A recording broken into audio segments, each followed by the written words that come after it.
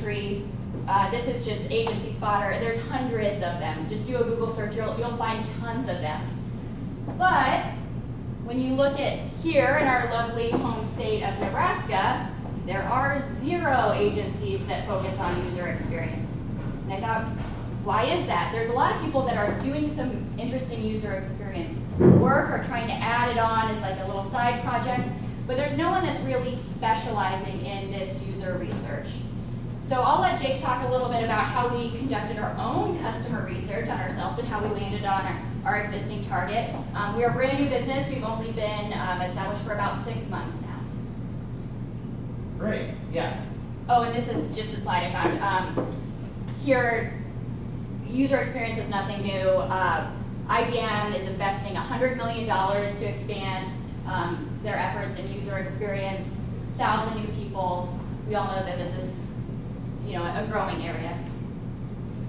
Right, so we saw that. We see this gap here in Nebraska, but we see that it's huge on the coast and in larger cities. We see that businesses, both large, like IBM, spending $100 million and adding 1,000 jobs to focus on user experience is growing. So great, we see this, but who are we going to market to? Who is our client? And like Amanda said, we needed to perform essentially what we do on ourselves to validate what we're doing. So we hypothesized 4 customers that we thought of. We had these 4 buckets, and here they're basically listed in order of who we thought was most likely to be our client to probably could be our client, but maybe more on the least likely side. So we launched this campaign or a barrage of interviews, these one-on-one interviews and meetings with people in all these 4 bullet points. And as we went through, it sort of reversed, and the person and the customer that presented themselves was the one that we started accidentally selling our services to, which was software development companies. So to be more succinct, our current primary target is successful software development companies located right here in Nebraska.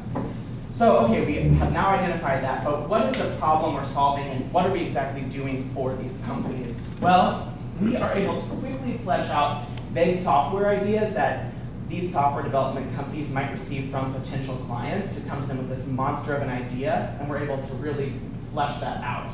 We also prototype and test to identify what software features will actually be used by their end users, making sure to prioritize development and they're not developing the wrong things for the wrong users.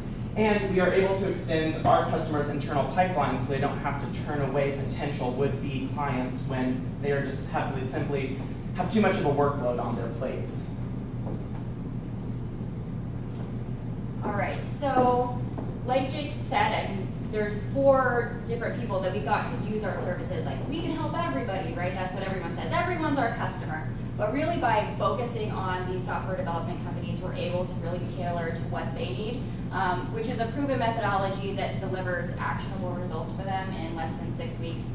And we listed just a couple of the things that we deliver, but the big ones being, a functional working prototype that we can use to test with customers and that whole technical spec document.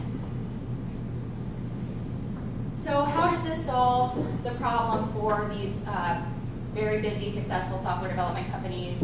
It allows them to provide more accurate proposals faster. And there's one thing that we learned about software development companies and software developers